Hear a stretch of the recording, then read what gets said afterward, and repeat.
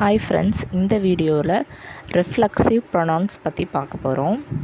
இங்கே கொடுத்துருக்க sentence first read பண்ணி பார்க்கலாம். The prisoner hanged himself. I look at myself in the mirror. The horse has hurt itself. You will burn yourself. இந்த sentence எல்லாம் read பண்ணி பார்க்கும்போது ஒரு சென்டென்ஸுன்னு எடுத்துக்கிட்டோம்னா அதில் ஒரு ஆக்ஷனை பண்ணக்கூடியவங்கன்னு இருப்பாங்க, டூயர் ஆஃப் த ஆக்ஷன். அப்புறம் அந்த ஆக்ஷன் யார் மேலேயாவது பாசஸ் ஓவர் ஆகும். ஸோ இந்த இடத்துல டூயர் ஆஃப் த ஆக்ஷனும் அந்த யார் மேலே பாஸ் ஓவர் ஆகுதோ சேம் பர்சனாக இருப்பாங்க. ஸோ அந்த இடத்துல யூஸ் பண்ணக்கூடிய himself, my self, it self, your self இதெல்லாம் தான் ரிஃப்ளெக்சிவ் ப்ரொனவுன்ஸ் அப்படின்னு சொல்கிறாங்க. இந்த கொஷனை ரீட் பண்ணி பார்த்தீங்கன்னா உங்களுக்கு புரியும். whom did the prisoner hang? அவர் யாரை ஹேங் பண்ணிக்கிட்டாரு? அவரே.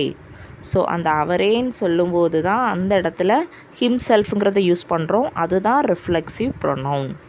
whom do I look at? நான் யாரை பார்த்தேன்? myself. நான் என்ன நானே பார்த்துக்கிட்டேன். whom has the horse hurt?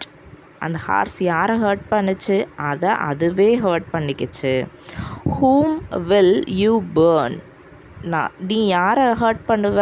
யாரை பேர்ன் பண்ணுவ? ஒன்றை நீயே. ஸோ அந்த மாதிரி ஒன்றை நீயே, என்ன நானே அப்படின்னு சொல்லக்கூடிய இடத்துல யூஸ் பண்ணக்கூடிய ப்ரொனவுன்ஸ் தான் himself, my self, it self, your self. இந்த மாதிரி வேர்ட்ஸை தான் என்ன சொல்கிறாங்க? ரிஃப்ளெக்சிவ் ப்ரொனவுன்ஸ் அப்படின்னு சொல்கிறாங்க. தேங்க்ஸ் ஃபார் வாட்சிங்.